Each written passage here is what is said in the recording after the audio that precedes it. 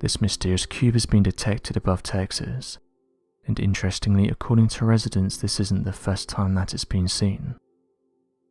One resident said that this object has been seen 4 or 5 times, and that each time it's seen it usually just sits in the clouds.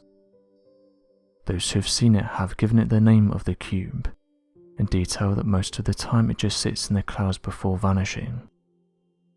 These ominous looking objects have led to a variety of different theories to be put forward, although as of right now there's no definitive idea for what these things are. One eyewitness said the following: "It began to get very windy out, and I noticed a small portion of clouds began to swirl and circle in on each other, forming a portal, at which point the portal became jet black." While another user said this: "Me and a few neighbours were outside talking when we noticed a strange object in the clouds. We were all seeing the same thing, a large cube that was just hovering there. Half of the object was in the clouds, but we could make out corners of this thing. I had heard of these reports before my sighting, but I never thought that I'd see it. This thing made no sense, and if I had to guess I would say that we watched it for around 5 minutes, before it slowly made its way above the clouds, vanishing from our view. Since this sighting I haven't seen it since." End quote. A man by the name of Justin said he saw one of these cubes above Missouri, saying the following: "I was driving northbound and I noticed a very shiny object flying through the sky, kinda heading in my direction.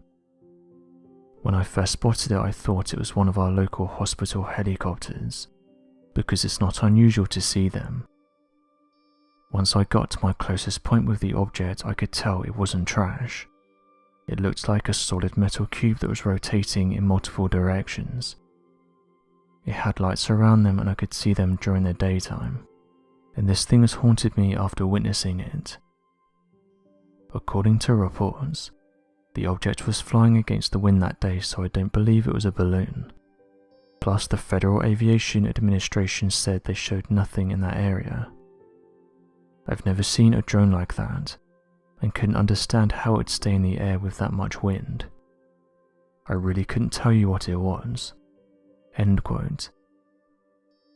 Interestingly, one of these cubes was seen above White Sands Missile Test Range, an area that's been a hotspot of mysterious activity. Back in the late 1980s, a handful of researchers would come together to investigate and document the case of an Air Force E-6 sergeant that was reportedly the victim of an impossible-to-explain exploration, with direct evidence of a mysterious aircraft sighting to support their claims of strange intervention. Back in 1976, an Air Force sergeant by the name of Jonathan P. Lewitt was reported missing when stationed at the White Sands Missile Test Range back in March of that year. According to a senior officer's report, the sergeant and the senior officer were sent to travel several miles nearby the missile testing area to recover large amounts of debris that were believed to have been the product of used missiles. After a period of time recovering debris, the 2 military personnel split up to cover more ground looking for debris in the surrounding desert, believing that the remaining pieces would be small enough for one person to carry. It was during their separation that the senior officer claimed to have heard the screams of the Air Force sergeant, coming from the direction of where the sergeant had left to go searching for the missile debris. After crossing several dunes that were blocking the view of the sergeant's position, the senior officer claimed to have seen a large aircraft in the shape of a disc, hovering low above the ground. According to the officer, a single long metallic tentacle was coming out from the underside of the craft and was wrapped around the body of the Air Force sergeant as it dragged the sergeant into the craft and then suddenly shot away at a tremendous speed. Immediately after this sighting, the senior officer returned to the military base and reported what happened, but was unfortunately arrested by military officers who believed he'd fabricated the story and had disposed of the sergeant. Shortly after his arrest, military investigators began searching the immediate areas surrounding the missile test range in order to recover the body of the missing sergeant, but were unable to recover any evidence of foul play. Over the next 3 days, the senior officer was held at the military base for investigation and court-martialed for the first degree. After 3 days, however, the body of the Air Force sergeant was recovered 20 miles away from the missile testing range and provided a substantial amount of evidence surrounding this senior officer's claims. The wounds were made with clinical and precise marks, with various areas being completely removed from the body. Despite the fact that the cardiovascular organs had not been removed or collapsed, there was no blood found on or within the body, as if the body had been completely drained from any bodily fluids. Shortly after the body was found, the senior officer was released from custody without charges. Back in 2015, scientists from several countries including the US announced that they were going to travel to Siberia in order to search for the mysterious Yeti, a creature that's allegedly been encountered in the area by the locals for hundreds of years. The scientists said they wanted to investigate these reports because in the last 20 years sightings have massively increased. The team, made up of scientists from the United States, Canada, Sweden, Estonia, Mongolia and China, were invited to gather as much evidence of the creatures as possible and then meet at a conference in order to see what they had found. The Altai region is said to be somewhat of a hotspot, with locals of the region coming forward with stories of large humanoids, standing anywhere from 6 to 8 feet in height, and being covered in a white, grey or yellowish fur. One article states that due to the amount of sightings that have been reported here in the last 20 years, scientists said that if these creatures are in fact living in these remote regions, then there has to be a current population of at least several dozen in the area. Some of these areas where these creatures have been encountered are thousands of feet above sea level, and some of the team members said they found strange twig huts that were intricately made, along with finding large footprints all throughout the area. One of the scientists on the team said the following: "When Homo sapiens started populating the world, it viciously exterminated its closest relative in the hominid family, Homo neanderthalensis. Some of the Neanderthals, however, may have survived to this day in some mountainous wooded habitats that are more or less off limits to their arch foes." This is one of the first time that scientists have taken these reports seriously and suggested a likely answer for what it is that these people are encountering in these regions. As mentioned though, this isn't the first time that these creatures have been encountered. Back in 1951, a group of hikers were already making headlines for their attempt to scale Mount Everest, and the endless amount of training that they'd taken to see their journey to the end of their life-threatening trip.